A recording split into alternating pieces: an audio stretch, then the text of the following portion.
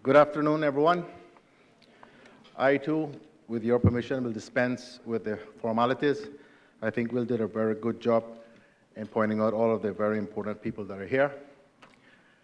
I am just delighted at such a wonderful turnout in the chamber. And President Kyle, I'm even more delighted with you. This is my 9th year in cabinet, and the first time I've ever heard a president of the Chamber of Commerce actually say their goals are aligned with that of the government. I think there are good things to come. How about that video? Many of you will have heard Ms. Dukaran speak at conferences and are aware of her credentials and business experience. It warms my heart, as I hope it does yours, to hear an economist of her caliber state categorically that Cayman has the best-run economy in the Caribbean. But it also gives me cause for pause. Why is it that we need people from overseas to talk up our country and our achievements? Why do we not say these things loudly and proudly for ourselves? And why are we so generally, consistently negative about our country? Why do so many in the media seem to delight in criticizing all things Caymanian? I am not for a moment suggesting that Cayman is perfect and that there are not issues we need to address and things we need to fix. Nor am I underestimating the threats to our continued success. But I do believe Cayman is a hugely successful story that we should all celebrate and shout from the rooftops. The key macroeconomic indicators just pointed out by Ms. Dukaran tell our success story. GDP growth for 2017, when the numbers are finally in, is expected to be a healthy 2.1%. Significantly, growth is projected at 2.4% in this coming year and to stay above 2% through 2020, the last year of the current forecast period. This is on the back of healthy and sustained growth rates over the last 4 years and is among the best in the region. Unemployment in our economy fell to 4.1% in the spring of last year and is projected to continue to fall as the economy grows. Inflation at the end of 2017 is forecast at 1.8%, and although it is expected to increase to 2.4% by the end of this year, there are no signs of the economy overheating. This success has not happened by chance. It is therefore worth reflecting on what Ms. Dukaran highlights as the formula for the Cayman economic success story: strong leadership, fiscal responsibility, and private sector-led growth. I and my government agree wholeheartedly. There is no doubt that the key to growth is a flourishing private sector business community. Cayman's economy is founded on the strong entrepreneurial spirit of Caymanians and those who have joined us, and our willingness to embrace the contributions of the expatriate community. I must stress that our continued success requires the continuation of both these factors. Those who espouse anti-business sentiment or choose to talk down the contribution of non-Caymanians, as well as those who do not believe that Caymanians must be given opportunities to participate in the economic success of our country, fail to understand the lessons of our history and risk undermining our future prosperity. You will not hear those things from me or members of my government. Others may play for what they believe to be short-term populist appeal, but the real task of political leaders is to take the right course of action for the long-term prosperity of our country and its people. That has been the basis of my political career, and it is what I will continue to do as Premier of these islands. Let us have a look at the evidence. Our economy is based on the twin pillars of tourism and financial services, And although we are determined to diversify, it is generally accepted that they will remain as the bedrock of growth for years to come. At least they will if we continue to work to support them. Tourism remains strong with record arrivals in 2017 of over 418,000 stayover visitors and 1.7 million cruise passengers. And 2018 is expected to be even better because of private sector-led growth. It is about large multinational corporations and small businesses taking risks and investing. It is about Caymanians and expatriates working together for mutual benefit. It is about a private sector that welcomes and values the support of government. In that context, I applaud the work of the Honorable Deputy Premier and the teams in the Ministry and Department of Tourism for the support they give to enable that success. This government will continue the work of the last Progressives-led administration to support the tourism industry. After decades of indecision by previous governments, we are delivering the badly needed upgrade to Owen Roberts International Airport. Many improvements have already been made, and next week we should see the opening of the new arrivals hall. The rest of the improvements will be completed this year, significantly increasing capacity and improving the experience of the traveling public. We remain committed to delivering the cruise berthing and expanded cargo pier needed to safeguard the businesses and jobs that rely on the continued flow of visitors and goods to Grand Cayman. Similarly, the financial services industry continues to perform well, contributing around 55% of our GDP. It is essential that it remains strong for all our futures. But we must acknowledge that the industry is under real threat. There are those who would like nothing better than to bring the Cayman Islands financial services industry down, and we must constantly respond to that threat. We must maintain and keep up to date the necessary legislative and regulatory frameworks, and for that reason, the recently passed two-year budget saw increased resources going to both CIMA and the Ministry. But while we continue to jump through the various technical hoops on transparency, anti-money laundering, tax information exchange, and international law enforcement cooperation, we must recognize that much of the pressure against us is politically motivated. As a government, we are doing all we can to address that challenge. Just at the end of last year, the Honourable Minister for Financial Services and I were in London and Brussels working together to help ensure that the Cayman Islands was not included on an EU blacklist of non-cooperative jurisdictions.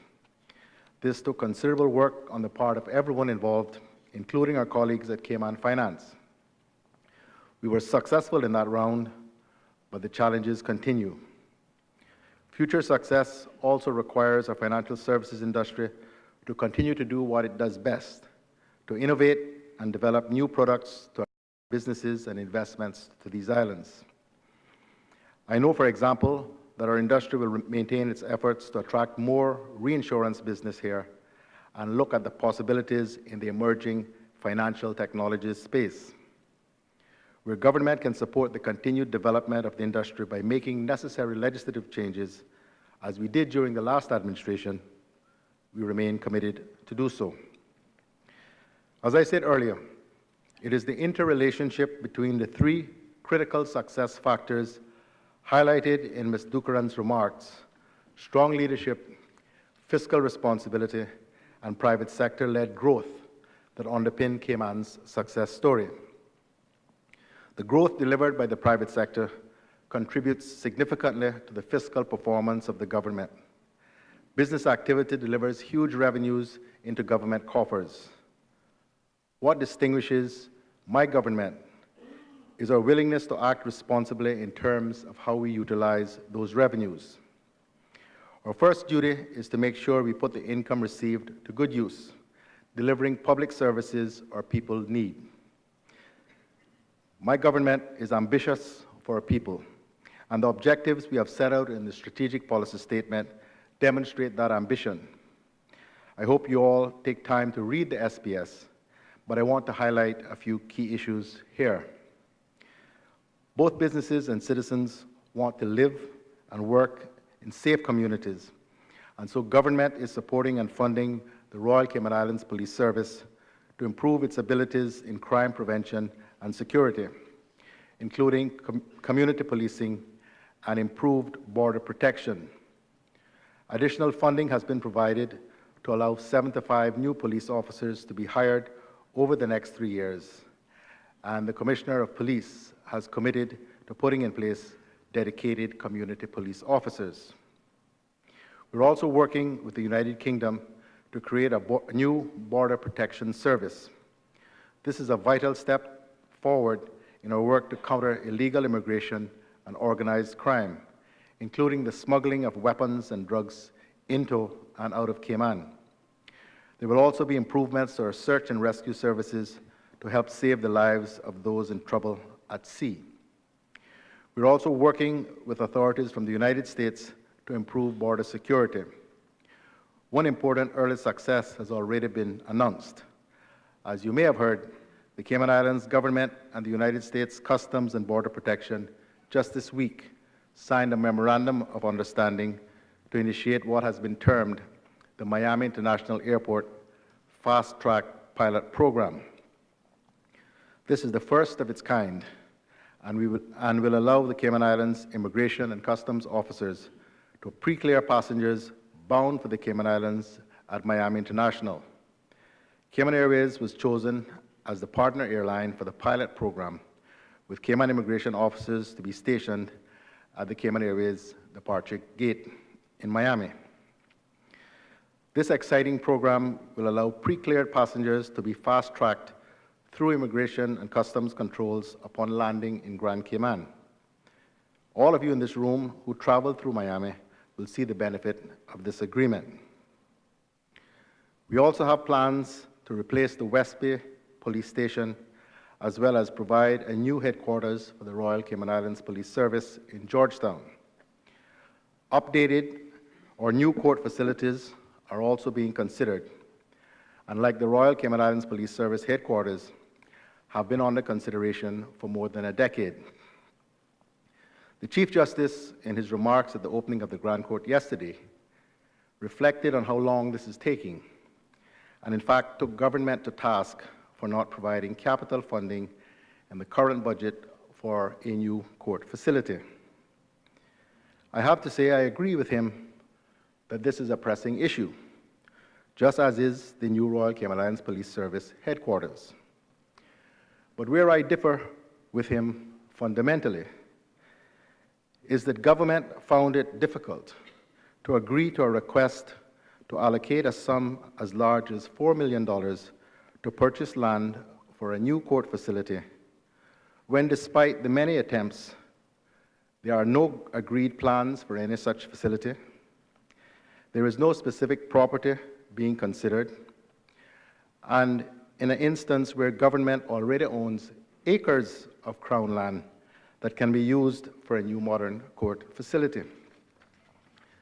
Contrary to the Chief Justice's assertion, there is no lack of vision on government's part.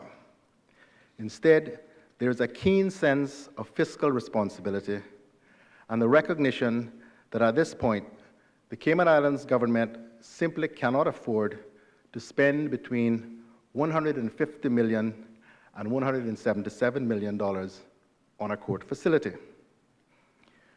While we fully acknowledge the urgent need for additional modern court facilities, the price tag will have to be substantially less than what has been proposed.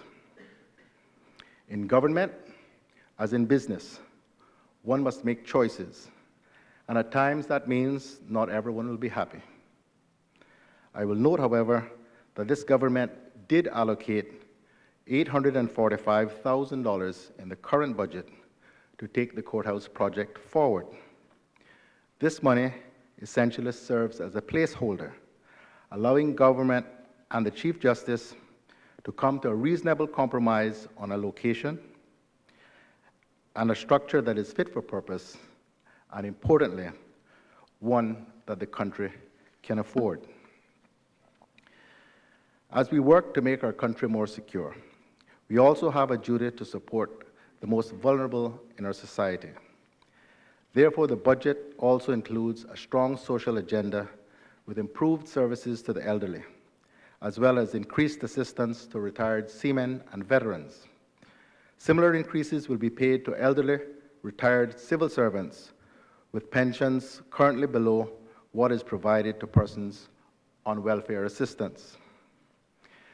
And we will reform the services to those in need of welfare support to ensure that the right help is received by the right people at the right time. We're also building a much-needed mental health facility that will finally allow Caymanians and residents in need of mental health care to get treatment on island and not in far-off facilities in Jamaica or the United States. This is better for the patient, their families and friends, and ultimately offers better value for money. But before you get the impression that the budget is all about spending, let me stress again that this government is continuing down the path of fiscal responsibility established by the last administration. There are two parts to that responsibility. First, we have renewed our previous commitment not to introduce any new revenue-raising measures, and we have maintained through the next 2 years the various duty cuts and incentives put in place during the last term. We have continued the reduction on fuel duty to CUC, along with the reduced duty on imports paid by licensed traders, including on building materials. We have continued the reduced trade and business license fees for new businesses and the incentives to encourage development in Cayman Brac and Little Cayman. These measures directly benefit both families and businesses and are key contributors to the low inflation figures I mentioned previously. Secondly, we continue to budget for surpluses while investing in the future and paying for infrastructure with cash rather than borrowing. Over the 2-year budget period, we expect to achieve a strong surplus for the entire public sector of around $140 million.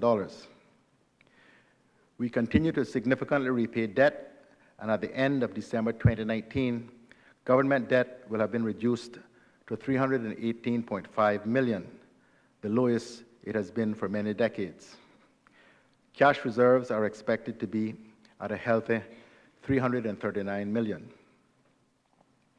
The expectation of growth, coupled with stable and effective political leadership, acting in a fiscally responsible way, creates the confidence that businesses and individuals need to provide the investment that drives future growth. The most obvious expression of that is seen in the development sector that acts as a bellwether for business confidence.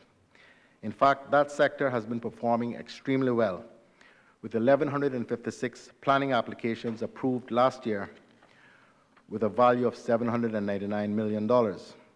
This compared favorably with 971 applications in 2016 with a value of $407 million. The 2017 numbers included 3 hotels, 83 apartments, and 276 residential homes, an indication of confidence right across our economy. Indeed, things are going very well, but the reality is that there is still a lot more to do.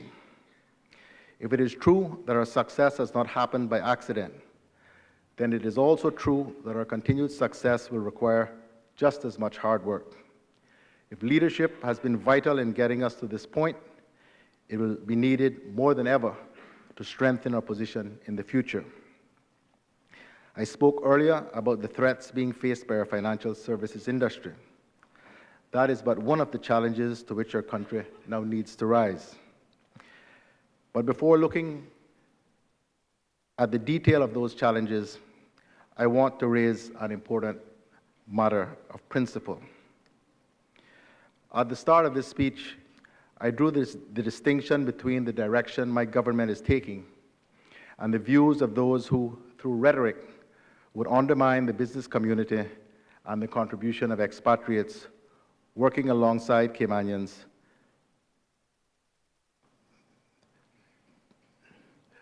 and the contribution that expatriates working alongside Caymanians make both to our economy and our society. As is often the case, though, we must recognize that while we may fundamentally disagree with their conclusions, there is a kernel of truth at the heart of the arguments of some naysayers and prophets of doom. That kernel of truth is this. As I have often said, the Caymanian success story was built upon the implicit understanding that Caymanians must have an opportunity to participate in and benefit from economic growth. I was delighted to hear President Kyle say the same thing. This is the Caymanian economic contract that created the success from which we now all benefit. My own parents were part of this economic miracle, building a home, raising a family, and through their working life, making a contribution to a growing and modern Cayman. Their children, my sisters and I, and many more like us, became what I like to call the bridge generation. We are the Caymanians who were able to obtain a better education and go on to careers or build successful businesses. We are the link between a mostly bygone Cayman and the modern Cayman Islands we live in today. My own sons and their peers will continue the work to build their own bridge into the future. And they, and all Caymanians, regardless of the work they do, must be a part of the building up of an even brighter future for these islands. To do that means to accept both sides of the economic contract, the opportunities and the obligations that exist between wealth creators and the people. There are those, even among elected legislators, who it appears would rather be king of nothing than prince of something. To all in this room, I say that as political and business leaders, it falls to us to ensure that no one feels left behind, serving as prey to those who want to stir them up to become part of a tearing down of all we have built over the course of the last 50 years in particular. We cannot and must not allow that to happen. So we must remember always that collectively, we are not building an economy to only benefit business or an elite few, but we are building opportunities for all Caymanians who too must be beneficiaries of a buoyant Cayman economy. Firstly, that means the opportunity to benefit directly through work. I said at the start that total unemployment was relatively low and falling. This is also true of Caymanian unemployment, which was over 10% some 7 years ago. However, at the current level of 6.2%, Caymanian unemployment is still too high in an economy as successful as ours. That is why my government has set a clear target to achieve full Caymanian employment. In the short term, this means ensuring fair access for Caymanians in the labor market and creating chances for those who would otherwise find it difficult to take advantage of the available opportunities for employment. In the longer term, it means ensuring that our education system provides young people with the skills they need to be successful in an increasingly competitive and fast-changing labor market. It falls to government to take action to tackle that short and long-term need. However, it is the private sector that will create the jobs that are needed, and it is you in this room who can give Caymanians the opportunities we all know they deserve. For that reason, I was delighted to see, President Kyle, that the very first commitment within the Chamber's advocacy agenda is for business to help strengthen education, employment opportunities, and workforce development for Caymanians. In particular, I welcome the commitment of the Chamber and its members to work with the government on vocational training opportunities and to help provide a clear path to gainful employment for Caymanians. I do not believe that I have ever heard this commitment stated so clearly by the Chamber before. And so I respond in kind by committing my government to work closely in partnership with you and your members to realize this jointly held ambition. Rest assured, government will do its part. We have committed to having at least 75% of high school graduates go on to further education or training after high school. This includes vocational training overseas or locally, as well as apprenticeships that provide training and job opportunities. We are working to better utilize the various vocational and technical training programs that are provided in the community, and to encourage Caymanians to once again consider these very good job opportunities. We will work with schools to improve the advice and support available for young people. But we need you in the private sector to provide the placements, internships, apprenticeships, and ultimately the jobs for this approach to be successful. A noteworthy example of the government's own approach is the Public Works Department Apprenticeship Program. Last year, 5 young Caymanian students completed the pilot program and were successful in internationally recognized City and Guilds certifications, receiving either foundation or proficiency level certifications. At the end of last year, 15 apprentices enrolled in the program, and this is expected to rise to 30 by September this year. More broadly, we have increased spending on education to some $228 million over the next 2 years, more than any previous government. We will complete John Gray High School and make improvements to several primary schools. And we are hiring more teachers and support staff at our schools to help raise standards and boost achievement. Those changes will equip future Caymanians with the skills they need. And as I said, more immediately, we have to find ways to work together to support Caymanians who find themselves struggling in the job market. By way of example, I look forward to renewing our partnership in the successful Ready to Work program the last administration initiated. The next phase of the program will kick off in the coming months. This initiative was successful because government and businesses worked hand in hand on an innovative program that focused on truly assisting persons who needed help, including counseling to get and keep employment. It also provided assistance to businesses to make the commitment easier. I say easier, but I recognize that the businesses that participated worked hard to ensure the program was successful. Most did not even accept the funding that was available to provide a stipend to participants choosing to pay them themselves. The Chamber Executive and many of your members played a key role in helping the pilot program to be a success, and I publicly thank you. President Kyle and also past President Paul, I will pause here and note that this administration, as did the last that I led, appreciates the partnership that we have had with the Chamber. If there were disagreements, and there were a few, we were able to meet and discuss them in a business-like fashion. The quarterly meetings we had proved very useful. Election campaigning and budget preparation last year did interrupt our meetings, but hopefully we are now back on track. Incoming President Paul Biles, you have my commitment that the dialogue between the government and the Chamber will continue.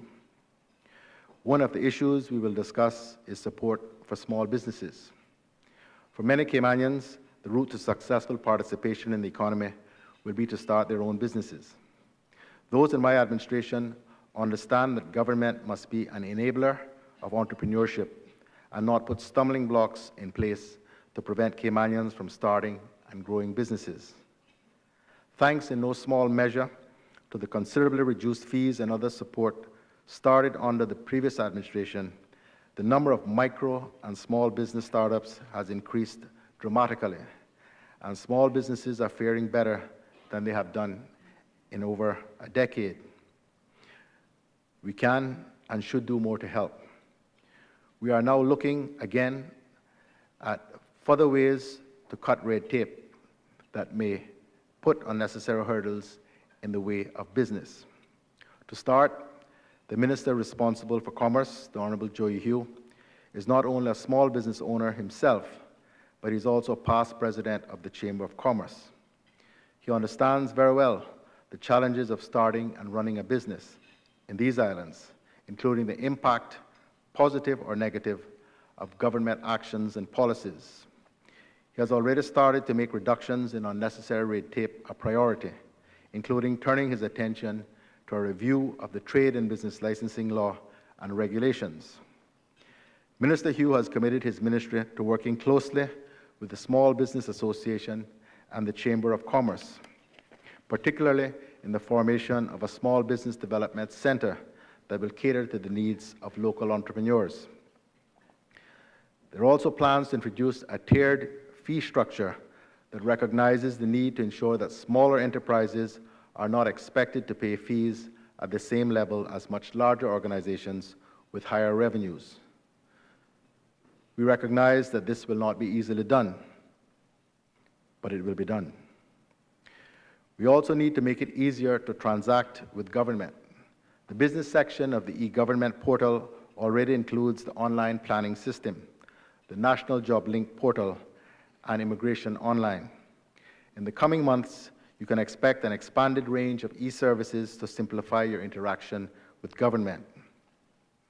On the subject of immigration, one of the first actions I took following the formation of the government was to announce the establishment of a National Human Resources Department to encompass the main administrative functions related to immigration, processing applications for the grant of work permits, permanent residency, and Caymanian status. More importantly, the new department will bring all relevant government functions relating to the labor market into one place. However, this will not merely be an exercise of rearranging the bureaucratic deck chairs, merging functional aspects of the National Workforce Development Agency and the Department of Immigration.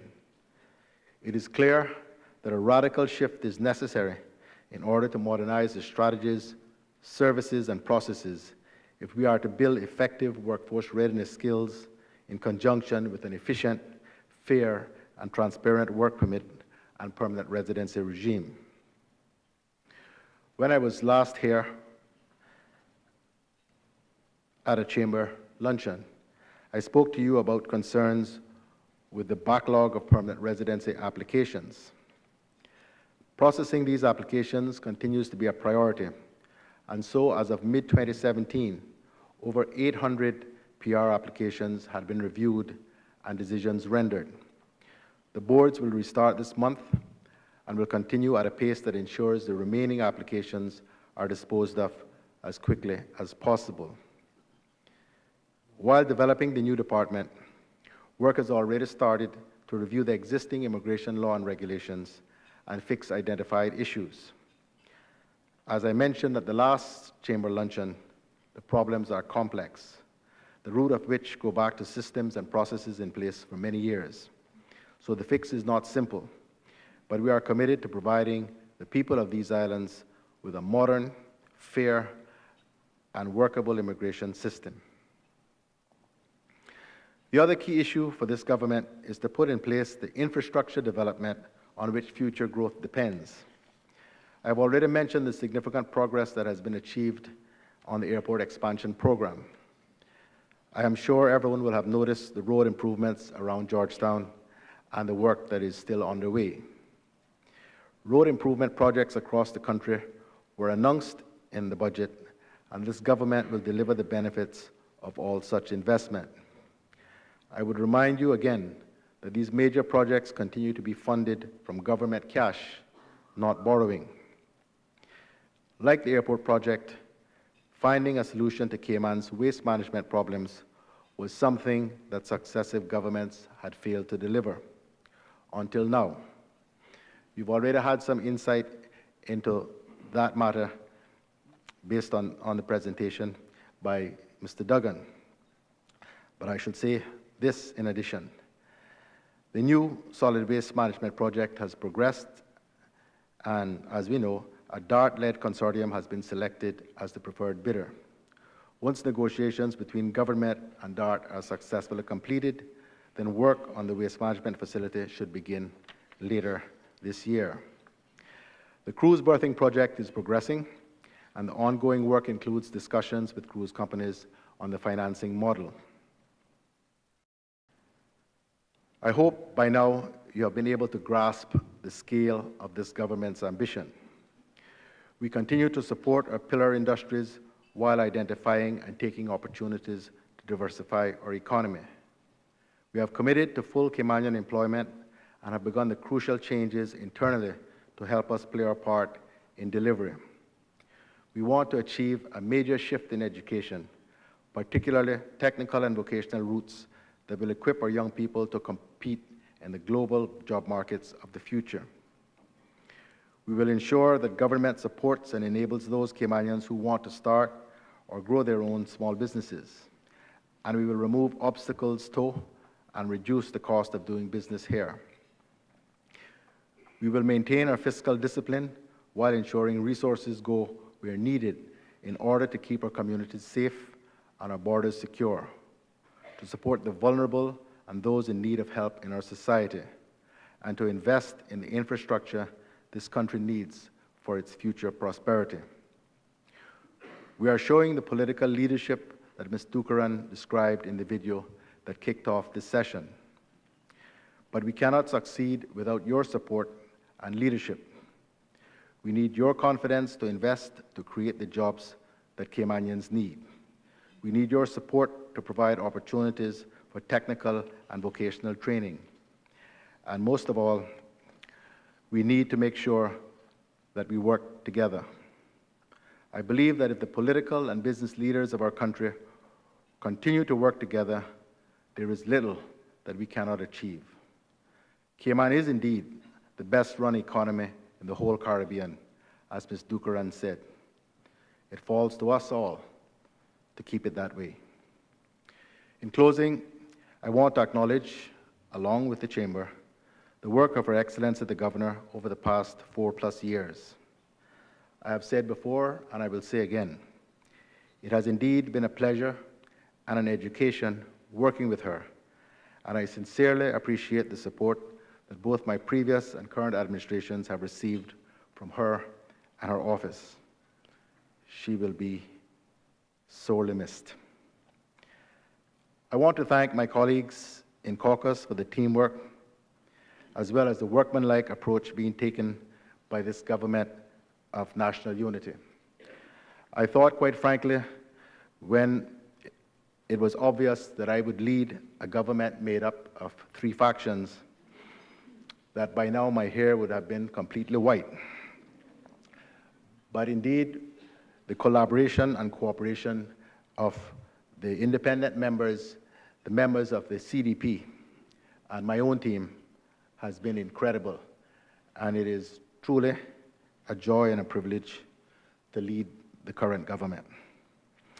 I also wish to thank the Deputy Governor, the Attorney General, and the Cabinet Secretary for their counsel and assistance over the past 4 years and 7 months. I also wish to thank my incredible team in the Office of the Premier, led by the formidable Roy Tatum. They are responsible for all the good I do. I'm responsible for the other stuff. Lastly, I wish to thank the Chamber of Commerce for its partnership with government, as well as for inviting me to speak to you today. Thank you, and I hope you enjoy the rest of the afternoon.